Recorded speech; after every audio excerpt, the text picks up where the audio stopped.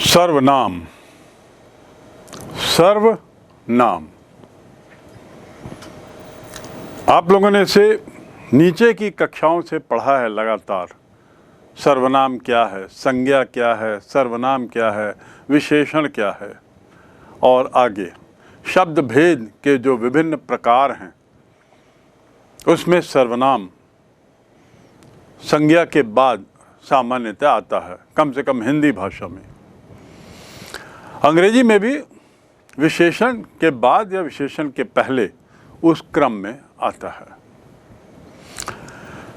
सर्वनाम क्या है ये जानने से पहले थोड़ा हम जाने या बात करें संज्ञा की। संज्ञा क्या है? किसी भी व्यक्ति, वस्तु, चीज, पदार्थ, इसके नाम को संज्ञा कहते हैं। किसी भी वस्तु, पदार्थ, व्यक्ति, प्राणी, इसके नाम को संज्ञा कहते हैं। टेबल, राम, कदम का पेड़, स्पैरो चिड़िया, कबूतर, धरती, चंद्रमा, हवा, ये सब क्या हैं? ये सब संज्ञाएं हैं, नाम हैं उनके, है ना। इस नाम, जब ये शब्द हम बोलते हैं हवा, तो हम समझ जाते हैं हम किसके बारे में बात कर रहे हैं, किस चीज के बारे में। किसी चीज के बारे में बात करने के लिए जिसका उपयोग होता है वो नाम कहलाता है, और नाम क्या है? संज्ञा है। तो संज्ञा क्या है? नाम। संज्ञा क्या है? नाम है। अब सर्वनाम क्या है? संज्ञा के बदले जिस शब्द का उपयोग हो उस वस्तु के लिए उसे सर्वनाम कहते हैं। ये एक परिभाषा है। संज्ञा के बदले उपयोग किए जाने वाले शब्द उसी वस्तु के लिए, वो सर्वनाम है। हम कह सकते हैं Hari is absent. Hari is absent because Hari is ill. Hari अनुपस्थित है क्योंकि हरी बीमार है। मतलब हरी हमने शब्द दो बार उपयोग किया। हम कह सकते हैं राम पढ़ रहा है क्योंकि राम की परीक्षा है। एक ही नाम को मैंने दो बार नाम लिया, पर ऐसा सामान्यतया नहीं होता। हम नाम एक बार लेते हैं, पहली बार, और उसके बाद नाम के बदले कुछ अन्य शब्द का प्रयोग करते हैं जो उस नाम को इंगित करता है। उसके बाद हम कुछ अन्य शब्द का उपयोग करते हैं। पहली बार नाम लेते हैं और दूसरी बार, तीसरी बार हम कुछ ऐसे संकेतात्मक शब्द उस नाम के बदले उपयोग करते हैं जिससे स्पष्ट हो जाता है कि हम इसी के बारे में बात कर रहे हैं। उदाहरण के लिए, Hari is absent because Hari is ill. इसको हम कैसे बोलते हैं? सामान्यतः Hari is absent because he is ill, क्योंकि वह अनुपस्थित है। हरी शब्द जो दोबारा आया था उसके बदले हमने क्या उपयोग किया? वह। इस प्रकार संज्ञा के स्थान पर प्रयोग किए गए शब्द सर्वनाम कहलाते हैं। वह जो शब्द है वो सर्वनाम हो गया, नाम के बदले आया है। सर्वनाम अंग्रेजी में उसे कहते हैं प्रोनाउन। क्या कहते हैं अंग्रेजी में उसे? प्रोनाउन। PRONOUN। संज्ञा के बदले आने वाले, संज्ञा के बदले उपयोग किए जाने वाले शब्द को, संज्ञा के बदले, कोई और नहीं, केवल संज्ञा के बदले, उसे ही प्रोनाउन कहते हैं।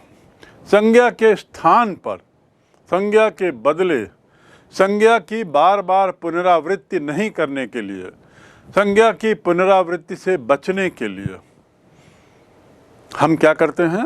सर्वनाम का उपयोग करते हैं। जैसे वह है, हरि के बदले हमने वह का उपयोग किया। I am young. I am young. We are young. You are young. And they are young. ऐसे ही she is young या he is young. यहां किसी का नाम लिया क्या? I am young. मैं अपने बारे में बोलूं तो क्या मैं ये बोलूंगा, यदि मेरा नाम संदीप है तो क्या मैं बोलूंगा संदीप इज यंग? मैं क्या बोलूंगा? आई एम यंग। मुझे कहना है वे लोग आ रहे हैं, तो क्या मैं बोलूंगा कि उनके नाम लेकर जितने लोग आ रहे हैं उन सबके नाम लेते चला जाऊंगा? आज 10 लोगों को मैंने भोजन पे बुलाया है, 10 लोग आ रहे हैं, तो मैं बोलूंगा क्या राम श्याम मोहन सोहन सीता गीता आ रहे हैं? नहीं, मैं कहूँगा वे लोग आ रहे हैं। तो ये वे क्या है, आई क्या है, मैं क्या है? ये संज्ञा के बदले बोले जाने वाले शब्द हैं, संज्ञा के स्थान पर। संज्ञा का बारंबार बोलने से बचाने के लिए, क्योंकि बार बार बोलना कान को खटकता है, तकलीफ देता है बोलने में। हरि आज नहीं आया क्योंकि हरि बीमार है, ये सामान्य बोलचाल में कभी नहीं बोलते। हम बोलते हैं हरि आज नहीं आया क्योंकि वह बीमार है। मोहन और उसके साथ सब लोग आ रहे हैं, हम सबके नाम नहीं लेते। तो संज्ञा के बदले उपयोग किया जाने वाला शब्द सर्वनाम कहलाता है। ठीक, तो पहली बात तो हम समझ गए थोड़ा सा संज्ञा। उसके बाद हमने जाना कि सर्वनाम क्या है, और अब हम बढ़ते हैं सर्वनाम के थोड़े से अलग प्रकारों पर, थोड़ी और बारीकियों में जाते हैं। हमने देखा जैसे I am young, you are young, he is young या she is young, they are young and we are young. तो क्या क्या शब्द हो गए? I, we, you, he, she, they, ये सब क्या है? सर्वनाम। अब ये जो सर्वनाम है, ये सर्वनाम कहलाते हैं पर्सनल प्रोनाउन। क्या कहलाते हैं? पर्सनल प्रोनाउन, क्योंकि ये व्यक्तिवाचक हैं, पुरुषवाचक हैं। पुरुष व्यक्ति, पुरुष का अर्थ मेल नहीं, पुरुष का अर्थ प्राणी, सजीव, उसको बताते हैं। इसलिए इन्हें क्या कहते हैं? पुरुषवाचक सर्वनाम या personal pronoun. Is that clear?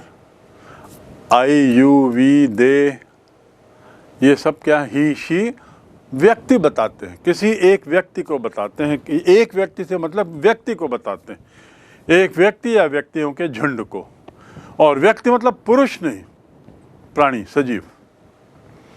अब यदि हम इसको थोड़ा बारीकी से देखें ये यंग वाले वाक्य को, तो आप देखेंगे इसमें या तो कोई बात करने वाला है, बात करने वाला जैसे मैं था, आई एम यंग, मैं बात कर रहा हूं, मैं अपने बारे में बोल रहा हूं, मैं बात कर रहा हूं तो अपने बारे में बोल रहा हूं। तो एक वाक्य की एक कैटेगरी हो गई, बात करने वाला होता है। दूसरा सुनने वाला होता है, जिसको मैं बोल रहा हूं तो एक श्रोता भी तो है, किसी को संबोधित कर रहा हूं ना, तो जिसको संबोधित कर रहा हूं वो दूसरी कैटेगरी हुई। और तीसरा है जिसके बारे में बात कर रहा हूं।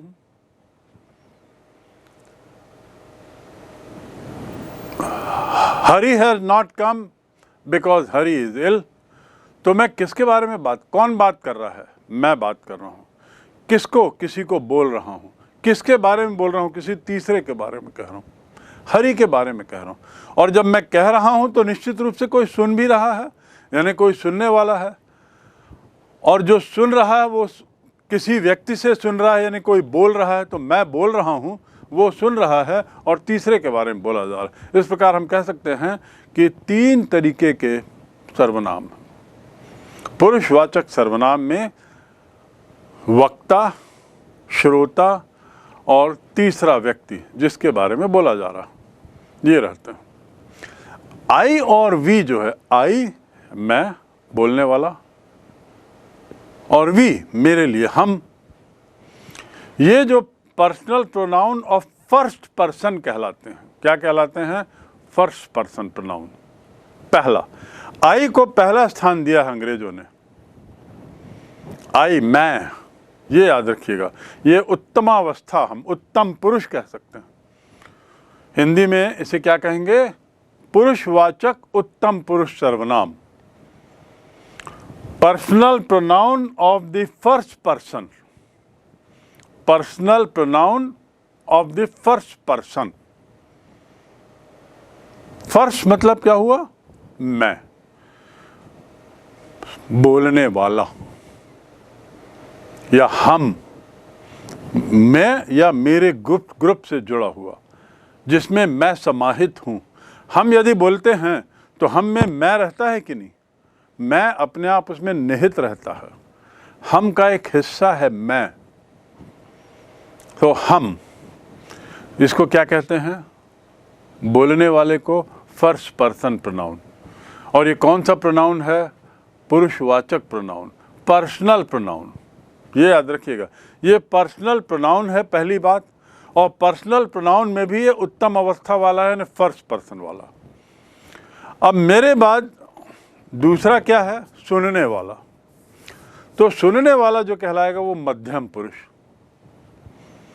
मध्यम पुरुष में क्या होगा? सुनने वाला कौन है? तुम। किसी को संबोधित कर रहा हूं तो वो तुम तो हुआ ना, यू हुआ ना।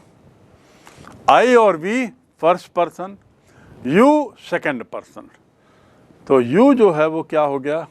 Personal pronoun of the second person, यानी मध्यम पुरुष। पहला क्या था? उत्तम पुरुष। दूसरा क्या था? मध्यम पुरुष। पर्सनल प्रोनाउन ऑफ द मध्यम पुरुष। मैं बात कर रहा हूं तीन तरीके के लोगों की, एक वक्ता, दूसरा श्रोता और तीसरा व्यक्ति। वक्ता फर्स्ट पर्सन,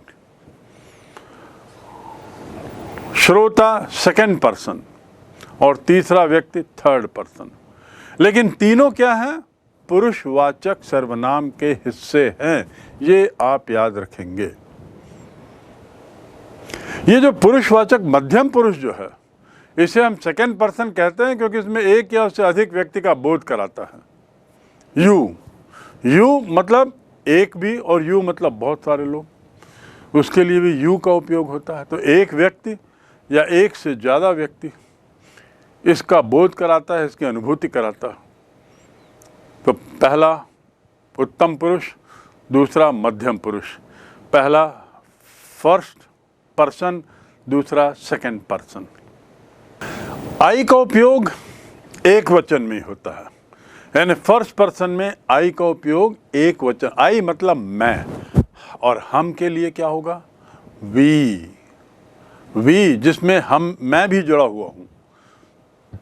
तो आई एक वचन, वी बहुवचन और फर्स्ट पर्सन है दोनों। लेकिन जो दूसरा है उसमें यू एक वचन के लिए भी होता है और यू बहुवचन के लिए भी होता है। यू ऑल कम, तुम सब लोग आओ। तो यू जो है वो एक वचन और बहुवचन दोनों के लिए, और फर्स्ट पर्सन में आई जो है वो एक वचन के लिए और आई के बदले वी बहुवचन के लिए। ठीक, ये तो हो गया फर्स्ट पर्सन और सेकंड पर्सन। अब तीसरा क्या है? हरि, जिसके बारे में बात हो रही है। कोई तीसरी चीज के बारे में ही तो बात होगी। आपके बारे में बात नहीं हो रही, तुम्हारे बारे में नहीं, तीसरे के बारे में हो रही है। जो तीसरे के बारे में हो रही वो कहलाएगा personal pronoun of third person. बड़ी सीधी परिभाषा, बड़ा सीधा नाम। इसका जो नामकरण है बड़ा सीधा है। थर्ड पर्सन, तीसरा आदमी। तो तीसरा आदमी कौन है? ही, शी, वह लड़का और वह लड़की, दोनों के लिए वह शब्द है। वह जाता है, वह जाती है, right. She goes, he goes. So he और शी एक वचन में हो गया। अब ही और शी का बहुवचन आप बताएंगे।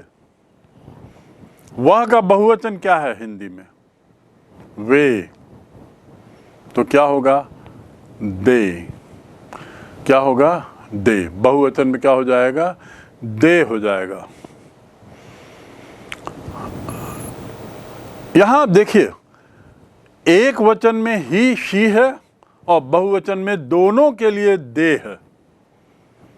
इस बात को आपको याद रखना है। एक वचन में ही लड़के के लिए, शी लड़की के लिए, लेकिन यदि बहुवचन है तो दोनों ही के लिए, चाहे वो लड़कों के ग्रुप के लिए हो चाहे लड़कियों के झुंड के लिए हो, हम दे यूज करेंगे। चाहे लड़के और लड़कियों दोनों के मिक्स के लिए हो तो भी हम दे का शब्द का उपयोग करते हैं सर्वनाम में।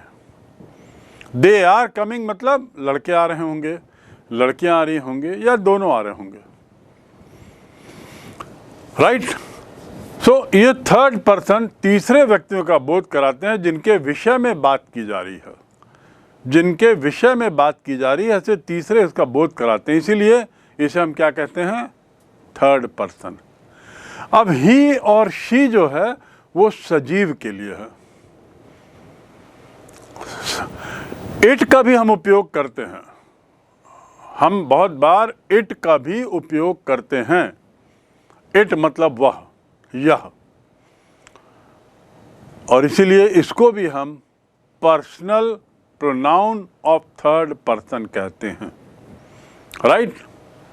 M I clear? राइट। पुरुषवाचक सर्वनाम, उसके बाद पुरुषवाचक सर्वनाम के तीन क्रम, first person, second person, third person. इसको हम थोड़ा और एलैबोरेट तरीके से समझने की कोशिश करें। उसमें हमने ये भी देखा ही और शी का अंतर, ये भी जाना कि बहुवचन में ही और शी दे हो जाता है। ऐसे ही मध्यम पुरुष में हमने जाना कि यू एक वचन में भी यू होता है और बहुवचन में भी यू होता है। लेकिन फर्स्ट पर्सन में हमने जाना कि आई का बहुवचन क्या हो जाता है? वी हो जाता है। अब यहाँ पर थोड़ा हम जेंडर को लेके बात करते हैं। नॉमिनेटिव, संबंध कारक और कर्म कारक। यदि पुरुषवाचक सर्वनामों की हम बात करें तो उसके विभिन्न रूप हैं। फॉर एग्जाम्पल नॉमिनेटिव यानी कर्ता कारक, जिसमें मैं, सिंगुलर में होगा आई। कर्ता कारक में सिंगुलर में होगा आई, आप समझते हैं, और बहुवचन में होगा वी। इसके बारे में आपको बता दिया गया। ये आई और वी मैस्कुलिन और फेमिनिन दोनों में एक ही है, चाहे वो पुरुष चाहे वो स्त्री, दोनों के लिए, पुल्लिंग और स्त्रीलिंग दोनों के लिए आई और वी होता है। अब हम दूसरा आते हैं पॉजेसिव केस, संबंध कारक। संबंध कारक में क्या हो जाता है? माई और माई। आई का क्या बन जाता है संबंध कारक? माई और माइन, MINE। संज्ञा के बदले उपयोग कर रहे हैं। मेरा, मेरा यदि बोलना है तो माई या माइन। दोनों में क्या अंतर है हम आगे सीखेंगे, पर भी आप समझ जाएं मेरा जो है वो मेरे नाम के बदले उसका उपयोग हो रहा है। यह किताब मेरी है, दिस इज माई बुक। मैं ऐसा नहीं बोलूँगा this is the book of Sandeep. यदि मेरा नाम संदीप है तो this is the book of Sandeep, ऐसा नहीं बोलूँगा। This is my book. ये संबंध बता रहा है किताब का मेरे से। क्या बता रहा है? मेरे से किताब का संबंध बता रहा है। तो ये पॉजेसिव प्रोनाउन कहलाएगा और माई और माइन से इसका उपयोग करते हैं। और यदि बहुवचन है तो क्या होगा? हम लोगों की किताब, आवर, OUR, आवर। बहुवचन में हो जाएगा आवर। आई का बहुवचन क्या हुआ? वी। और माई का बहुवचन क्या हुआ? आवर। माई या माइन, और अवर्स भी बोलते हैं, हमारे। दिस हाउस इज अवर्स, मतलब हम लोगों का ये मकान है, हमारा मकान है और हम लोगों का मकान है, एक ही अर्थ होता है, लेकिन अवर और अवर्स भी है। तो कर्ता कारक में, नॉमिनेटिव केस में आई, प्लूरल वी। संबंध कारक में माई, माइन एंड अवर, अवर्स। अब तीसरा है कर्म कारक, यानी एक्यूजेटिव, जो आपने पहले पढ़ा है, एक्यूजेटिव मी, मैं, me. This book belongs to me, यह किताब मेरी है, मेरी है। और मी का बहुवचन है us. It is me who has done it, it is me who has done it, it is me who has killed the snake, it is me who has killed the snake, I have killed the snake and it is me who has killed the snake. ये मैं हूं जिसने सांप मारा है, वहां पर मैं हूं के बदले मैं हूं में मैं बोलूंगा मी, और मी का बहुवचन क्या होगा? अस, हमने। तो अब ये आपने देखा कि उत्तम पुरुष, यानी जिसको हम कहते हैं फर्स्ट पर्सन का एक वचन, बहुवचन रूप, और फर्स्ट पर्सन का मैस्कुलिन फेमिनिन, सब बराबर है। एक वचन बहुवचन में अंतर आपने देख लिया, लेकिन ये दोनों के लिए अप्लाइड है, मैस्कुलिन के लिए भी, फेमिनिन के लिए भी, ठीक, इसमें कोई अंतर नहीं। अब हम आते हैं मध्यम पुरुष पे। मध्यम पुरुष में क्या होता है? सेकंड पर्सन जिसको बोलते हैं, सेकंड पर्सन में दोनों के लिए बराबर है, और यदि हम नॉमिनेटिव की बात करें तो सिंगुलर प्लूरल दोनों के लिए यू, मैंने आपको बताया। ऐसे ही संबंध की बात करें तो योर और योर्स दोनों के लिए, और ऐसे ही कर्म कारक की बात करें तो भी यू, यानी पॉजेसिव की बात करें, एक्यूजेटिव की बात करें तो भी यू। यू जो है वो मैस्कुलिन फेमिनिन दोनों के लिए है, और एक वचन बहुवचन दोनों के लिए है, वही शब्द है। एक वचन बहुवचन दोनों के लिए यू और योर्स का उपयोग होता है। तुम के लिए कोई और शब्द हो, लड़की के लिए कोई और शब्द हो, तुम, बहुत सारे तुम के लिए ऐसा नहीं होगा। तुम यानी बहुवचन भी है, एक वचन भी है अंग्रेजी में, ठीक। So this is about second person. Now let's go to the third person, जैसे हम कहते हैं अन्य पुरुष, personal pronoun of third person. I am talking about pronoun, remember.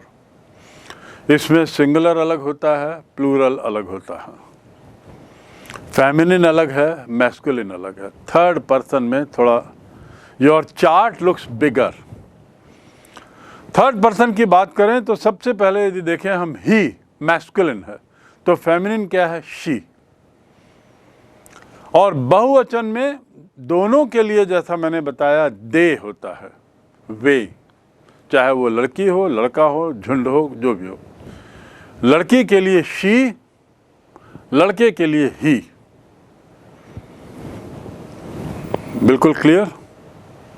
Hindi में हम लड़की और लड़का के लिए क्या उपयोग करते हैं? क्रिया में ई लगा देते हैं, वह जाती है, वह जाता है। लेकिन जो कर्ता कारक है वो वह ही है, सर्वनाम जो है वो वही रहता है, वह। अंग्रेजी में सर्वनाम बदलता है, क्रिया नहीं बदलती। क्रिया में जाती है और जाता है, हिंदी में है, अंग्रेजी में ऐसा नहीं है।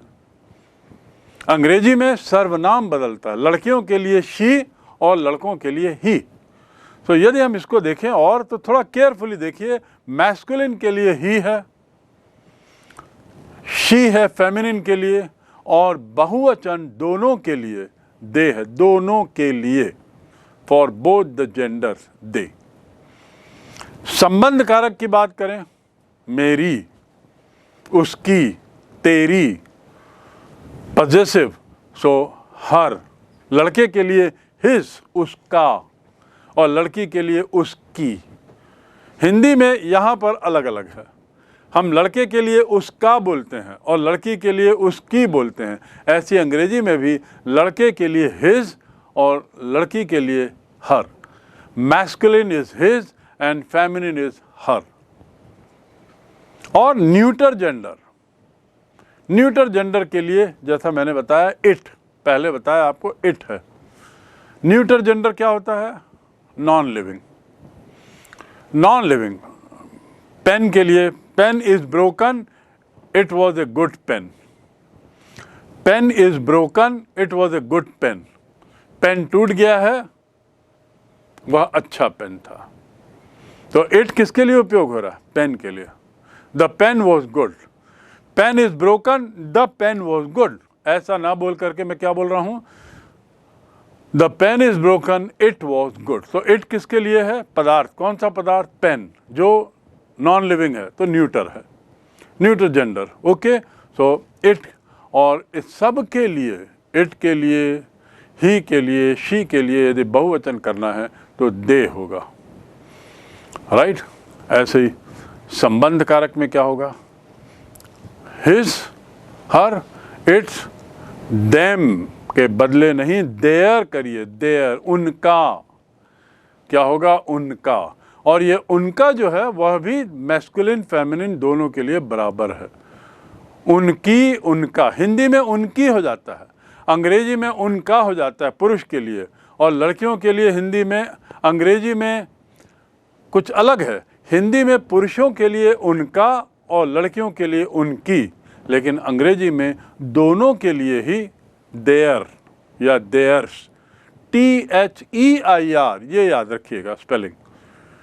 THEIR, देयर माने उनका। ये थर्ड पर्सन की बात हो रही। थर्ड पर्सन में पॉजेसिव की बात हुई। नाउ लास्ट इज कर्म कारक, एक्यूजेटिव, जो हमने पढ़ा है। हिम पुरुष के लिए, हर लड़कियों के लिए, और देम उनके लिए, देम उनके लिए। तो इस प्रकार आप देख सकते हैं कि फर्स्ट पर्सन, सेकंड पर्सन और थर्ड पर्सन में क्या वेरिएशंस हैं। वेरिएशन किस चीज़ में होगा? एक वचन, बहुवचन, या मैस्कुलिन और फेमिनिन। और उनके जो रूप हैं वो आपने देखा, मैस्कुलिन रूप, फेमिनिन रूप, न्यूटर, और उनका बहुवचन। What you need to remember and practice is the third one. First and second are relatively easy. First person के जो प्रोनाउन है और सेकंड पर्सन के जो प्रोनाउन है वो तुलनात्मक दृष्टि से सरल हैं समझना। जो कंफ्यूजन आपको होता है वो सामान्यतः थर्ड में होता है कि ही का क्या होगा, ही का क्या होगा, हिज, हिम, और इनके बहुवचन क्या होंगे। और यदि हिज है और हर है तो फिर बहुवचन में क्या होगा, ये कंफ्यूजन हो जाता है। मैं आपको पुनः दोहरा दूं, हिज और हर दोनों का बहुवचन होता है देयर। ही और शी दोनों का बहुवचन होता है दे। हिम और हर दोनों का बहुवचन होता है देम। अब यहाँ पे देखिए हर आया है दो जगह, संबंध कारक या पॉजेसिव में भी हर है और कर्म कारक या एक्यूजेटिव में भी हर है, लड़की के लिए, फेमिनिन के लिए। लेकिन जब बहुवचन हुआ तो संबंध कारक में लड़की का बहुवचन क्या होता है, देयर, और कर्म कारक में फेमिनिन के लिए हर का बहुवचन क्या होता है, them. That we will definitely learn through practice. जब हम अभ्यास करेंगे तो काफ़ी कुछ स्पष्ट हो जाएगा। You don't have to worry about this. This is a very simple exercise. But all that I am trying to say is that among the three persons, this list is slightly, this chart is slightly bigger. But then this is very easy one for you to understand, and we'll do few exercises on this before we proceed. Okay? अब चलिए थोड़ा सा बारीकियों पे और जाते हैं, थोड़ा और गहराई में जाते हैं। ये जो आपने चार्ट देखा, first person, second person, third person, masculine, feminine, singular, plural, इसको थोड़ा सा यदि गौर से देखें तो पाएंगे कि पर्सनल प्रोनाउन जो है, पर्सनल प्रोनाउन में पॉजेसिव के दो रूप हैं, संबंध कारक के दो रूप हैं। इनमें से माई, माइन, योर्स, हर, देयर, ये पॉजेसिव एडजेक्टिव हैं क्योंकि संज्ञाओं के साथ इनका प्रयोग होता है और विशेषण का कार्य करते हैं। सुन लीजिए फिर से, ये पॉजेसिव एडजेक्टिव्स हैं और इसलिए इनके दो रूप हो गए हैं। ये एडजेक्टिव का कार्य कर रहे हैं। एडजेक्टिव मतलब क्या होता है? विशेषण है, सर्वनाम, लेकिन विशेषण का काम कर रहे हैं, विशेषता बता रहे हैं। कैसे विशेषता बता रहे हैं? चलिए उदाहरण देखते हैं। This is my book. किसकी पुस्तक है? मेरी पुस्तक है। विशेषता किसकी बता रहा है? मेरी। यह मेरी पुस्तक है, उसकी नहीं है, विशेषता बता रहा है। तो हम इसको कह सकते हैं पॉजेसिव एडजेक्टिव इन्हें कहते हैं क्योंकि संज्ञाओं के साथ ही इनका प्रयोग हो रहा है। संज्ञा क्या है? दिस इज माई बुक में संज्ञा क्या है? बुक। बुक इज नाउन और नाउन के साथ एडजेक्टिव के रूप में हो रहा है प्रयोग, पर है तो pronoun. So we can say this is positive adjectives. और ये दो से ज़्यादा है। Those are your books, those are your books, वो आपकी किताबें हैं। विशेषता बता रहा है किनकी किताबें हैं? आपकी किताबें हैं। That is black book, colour विशेषता बता रहे हैं ना, तो ऐसे ही आपकी भी विशेषता ही है, संज्ञा की विशेषता बता रहा है। ब्लैक कलर में ब्लैक विशेषता बता रहा है, ब्लैक बुक में किताब की, तो ऐसे ही योर बुक में विशेषता बता रहा है, आपकी पुस्तक। दैट इज हर बुक, ये उसकी किताब है। और हर किसके लिए उपयोग होता है? फेमिनिन। सो प्लीज नोट कि पुरुषवाचक सर्वनामों में इनमें से अधिकांश के संबंध कारक में दो रूप हो रहे हैं और इसीलिए संबंध कारक विशेषण को सार्वनामिक विशेषण कहते हैं। अर्थात सार्वनामिक विशेषण मतलब प्रोनोमियल एडजेक्टिव, ऐसे एडजेक्टिव जो सर्वनाम हैं। थोड़ा और समझने की कोशिश करें। हमने ये जाना कि संबंध कारक में संज्ञा के पहले विशेषण के रूप में कई बार सर्वनाम का उपयोग होता है और इसीलिए उनके दो रूप हैं। आप ये चार्ट में देख रहे हैं। विशेषण के रूप में विशेषता बता रहा है किसकी? संज्ञा की। और चूंकि संज्ञा की विशेषता बता रहा है इसलिए विशेषण है, लेकिन है तो वैसे सर्वनाम, तो इसीलिए इनका नाम क्या बोला गया है? एक और नाम सार्वनामिक, सार्वनामिक विशेषण, सर्वनाम वाले विशेषण। संबंधवाचक विशेषण को जिसे हम पॉजेसिव कह रहे थे उसे हम प्रोनॉमिनल प्रोनाउन, प्रोनॉमिनल एडजेक्टिव भी कहते हैं क्योंकि ये सर्वनाम से बनाए जाते हैं। किससे बनाए जाते हैं? सर्वनाम। माई सर्वनाम है लेकिन एडजेक्टिव के रूप में उपयोग हुआ। योर्स क्या है? सर्वनाम है, एडजेक्टिव के रूप में हुआ। हर सर्वनाम है, एडजेक्टिव के रूप में।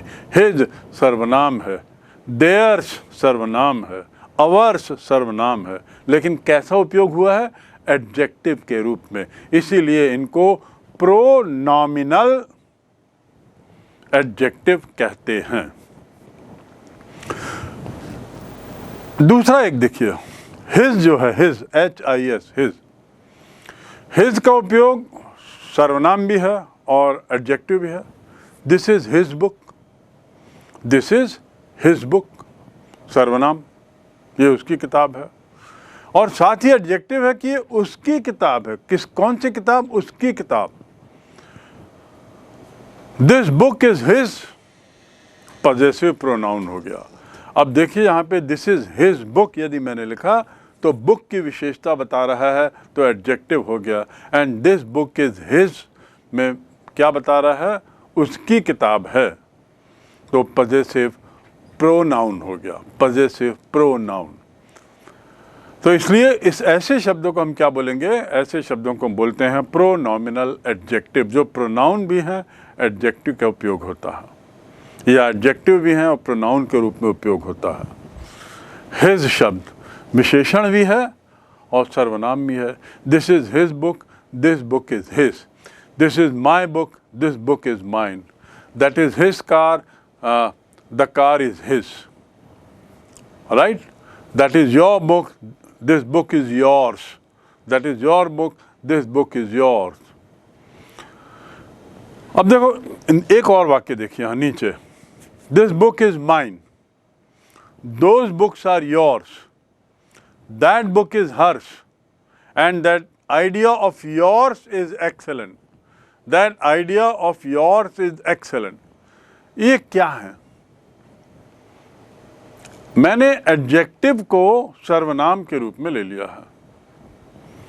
योर आइडिया इज एक्सेलेंट ना कह के, इट वॉज योर आइडिया, पर मैं उसको सर्वनाम के रूप में यूज कर रहा हूं। The idea of yours is excellent.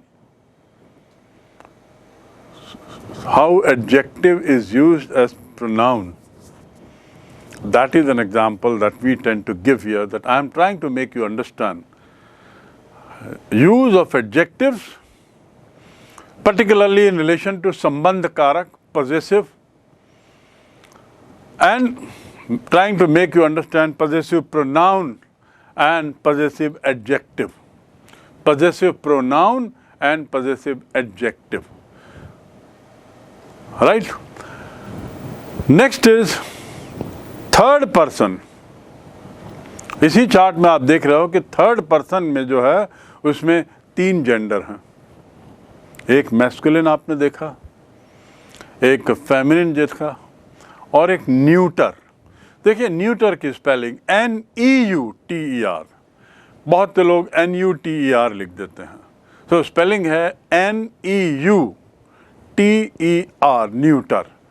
और न्यूटर जेंडर मतलब नपुंसक लिंग, न्यूट्रल आप समझ सकते हैं, जिसमें ना फेमिनिन है ना मैस्कुलिन की भावना, यानी पदार्थ, निर्जीव। तो इसमें 3 लिंग होते हैं। कहाँ पर? थर्ड पर्सन में। फर्स्ट पर्सन में नहीं है। आई लड़कियों के लिए भी है, लड़कों के लिए भी है। वी लड़कों के लिए भी है, लड़कियों के लिए भी है। ऐसे सेकंड पर्सन में भी नहीं है। यू लड़कों के लिए भी है, लड़कियों के लिए भी है। Yours is use for both feminine and masculine and they are second person, but it is in third person that we have not 1 or 2 gender but 3 genders: masculine, feminine, neuter. So the gender question comes only in case of third person, in case of third person pronouns, in case of pronouns that come under the category of the third person. Am I clear to you? And third person मतलब तीसरा व्यक्ति, बोलने वाला नहीं, सुनने वाला नहीं, जिसके बारे में बोला जा रहा है उसका, जिसके बारे में बोला जा रहा है वह लड़का है या लड़की है, ये जानना जरूरी है। वह लड़का है, मैस्कुलिन है या फेमिनिन है या न्यूटर है, ये मालूम होना चाहिए। Am I clear? Now come to the next one. सर्वनाम का उपयोग कुछ और तरीके से भी होता है, जैसे जो निर्जीव वस्तु रहती बेजान। Here is your book, here is your book, take it away, take that book away ना कह के हम क्या बोलेंगे? It away. इट किसके लिए यूज हुआ है? बुक के लिए। इटैलिक्स में लिखा है इट, तो इट जो है न्यूटर है, किसके लिए उपयोग हुआ है? बुक के लिए। हियर इज योर बुक, निर्जीव के लिए। ऐसे ही जानवरों के लिए भी होता है, जब तक कि स्पष्ट ना हो कि जानवर नर है या मादा है। Try to understand. मैं बार बार आपको कह रहा हूं कि इट का उपयोग निर्जीव के लिए होता है, लेकिन कई बार इट का उपयोग हम ऐसे जानवरों के लिए भी करते हैं जब हमें नहीं मालूम, बोलने वाले को नहीं मालूम कि वह मेल है या फीमेल है, वो नर है या मादा है।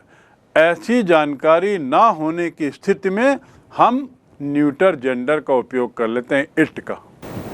Another example, it for animals,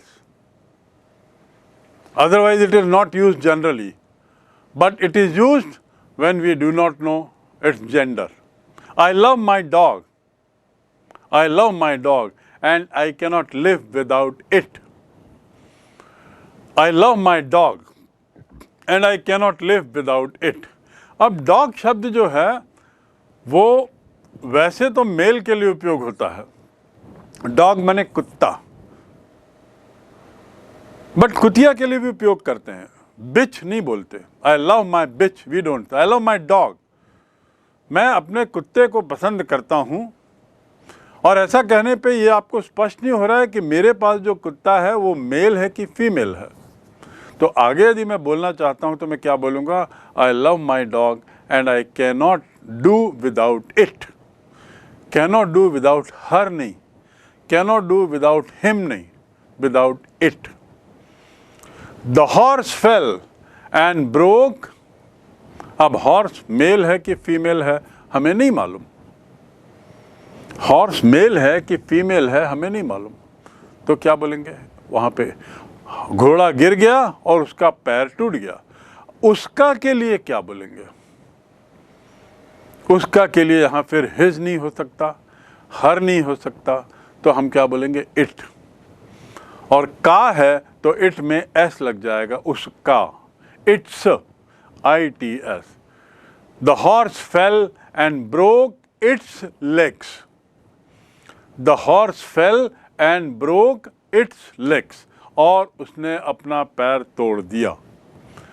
अब वो फीमेल या मेल नहीं है इसलिए हम इट लगा रहे हैं, right.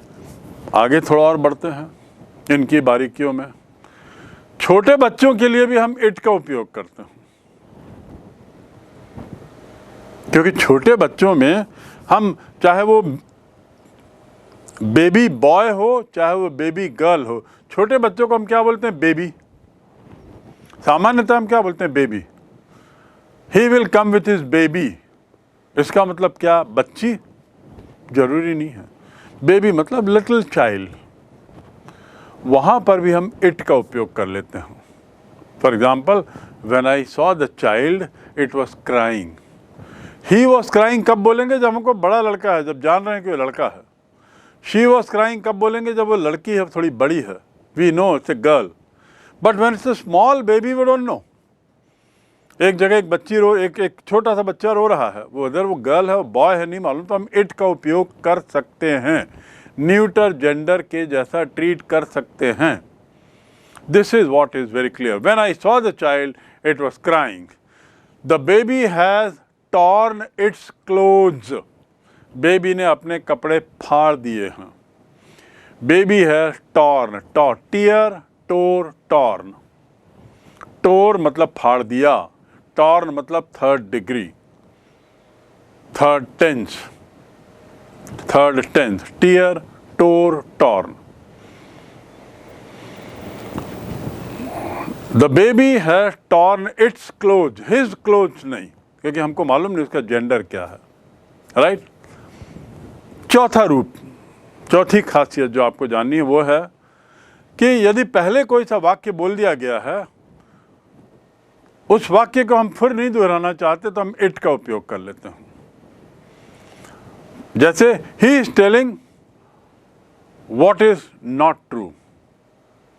He is telling what is not true as he knows it, क्योंकि उसे मालूम है, क्या मालूम है, what is not true. It का उपयोग हो रहा है। He is telling what is not true as he knows it. It का उपयोग सर्वनाम के रूप में हो रहा है, और संज्ञा क्या है, वो वाक्य पूरा, व्हाट इज नॉट ट्रू, जो सच नहीं है, वो उसे मालूम है। He deserves punishment as he knew it. He deserves punishment as he knew it. It को यदि हम हटा दें तो क्या डालेंगे वहां पे, he deserves punishment as he knew punishment. कैसा खराब लग रहा है बोलने में, पर अर्थ वही है जो इट के साथ है। ही डिजर्व इट, उसे मिलना ही था सजा, क्योंकि उसे मालूम था, उसे मालूम था कि उसे सजा मिलेगी ही। ही डिजर्व पनिशमेंट, उसे सजा मिलनी चाहिए, उसे सजा मिलेगी मालूम था, ये अनुवाद हुआ। तो उसको सरलता क्या बोलेंगे, सिंपल क्या बोलेंगे, उसे सजा मिलनी चाहिए और उसे मालूम था। फिर दोबारा बोलने की जरूरत नहीं, उसे सजा मिलनी चाहिए, बिल्कुल नहीं। So sentence is he deserve his punishment, he knew it, उसे मालूम था। Next is to be. To be क्या है, एक क्रिया। यहां मैं एक चीज बताना चाहूंगा कि जब भी हम क्रिया अंग्रेजी में लिखते हैं, केवल क्रिया, तो क्रिया बताने के लिए जैसे हिंदी में ना शब्द लगता है सामान्यतः, ना, नहाना, सोना, खाना, रोना, कूदना, दौड़ना, गिरना, पटकना, ना लगता है, ना हिंदी में। अंग्रेजी में क्रिया शब्द के पहले टू लगाते हैं, क्रिया के पहले, क्रिया का जो मूल शब्द है उसके पहले क्या लगाते हैं, टू। यदि आपने टू लगाए बिना ही क्रिया लिख दी तो उसका कोई मीनिंग नहीं रहता, कोई अर्थ नहीं है। उपयोग करते समय टू हट जाता है। बनाना एक वाक्य है, या खाना एक वाक्य है, रोना वाक्य नहीं, शब्द है, क्रिया है, सोना एक क्रिया है। पर जब हम वाक्य बनाते हैं तो वह सो रहा है, ना हट गया। ऐसे अंग्रेजी में जब हम वाक्य बनाते हैं तो टू हटा देते हैं। लेकिन क्रिया दिखाने के लिए, किसी शब्द को क्रिया बताने के लिए हिंदी में जैसे ना लगता है सामान्यतया, अंग्रेजी में हमेशा टू लगेगा क्रिया के पहले। तो टू बी क्या है, टू बी माने होना, BEB, टू बी माने होना। और टू बी के जो कई रूप हैं, टू बी के ही रूप हैं is, was, were, are, am. ये किसके रूप हैं, टू बी के ही रूप हैं।